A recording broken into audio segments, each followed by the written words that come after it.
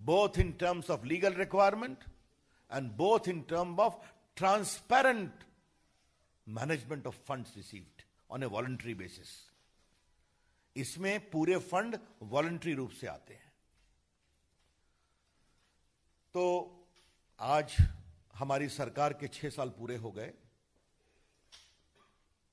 हम 7वें साल में हैं और बहुत गर्व के साथ हम कहना चाहते हैं, और पिछले 6 साल से मैं अपनी सरकार में मंत्री हूं, प्रधानमंत्री के निर्देश पर हमारी सरकार ईमानदारी से काम करती है और अभी तक एक भी भ्रष्टाचार के आरोप लगाने की किसी को तथ्यों के साथ हिम्मत नहीं हुई। अब बाकी कुछ लोग अपना बोलते रहते हैं तो छोड़िए, उसके बारे में क्या कहना है। नरेंद्र मोदी की सरकार ईमानदारी से काम करती है, इसे जनता का आशीर्वाद मिलता है और वही ईमानदारी पीएम केयर फंड में भी दिखाई पड़ती है। तो चूंकि ये बहुत दिनों से चल रहा था, कई हाई कोर्ट में केस फाइल करवाए गए पीएम केयर फंड के खिलाफ, सुप्रीम कोर्ट में केस फाइल करवाए गए। इसके पीछे राहुल गांधी की टिप्पणी होती थी, परिवार के लोगों की टिप्पणी होती थी और बहस करने वाले और पिटिशनर भी वही थे जिनका सरकार से विरोध रहता है। तो आज ये निर्णय आया तो मुझे लगा कि आपके सामने इसको रखना चाहिए पार्टी की ओर से।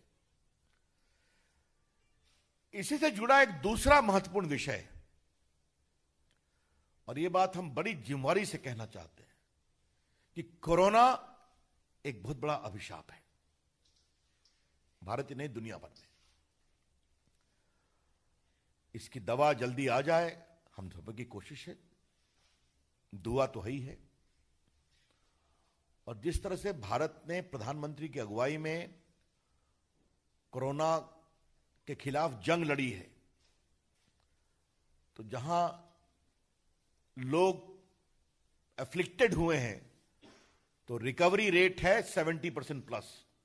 इस बात को समझा जाए। और कोई भी मृत्यु होती है तो दुर्भाग्यपूर्ण है, लेकिन हमारा जो मृत्यु दर है वो भी तुलनात्मक दृष्टिकोण से बहुत कम है अगर आप पूरे मृत्यु दर को देखेंगे। राहुल गांधी ने एक पहले दिन से देश की एकता को कमजोर करने की कोशिश की है कोरोना के खिलाफ लड़ाई में। याद करिए, प्रधानमंत्री जी ने कहा था कि देश के doctor, nurses, paramedic staff, ambulance driver, सफाई कर्मचारी, पुलिस, मीडिया, इनके पक्ष में ताली बजाया जाए। याद होगा आपको,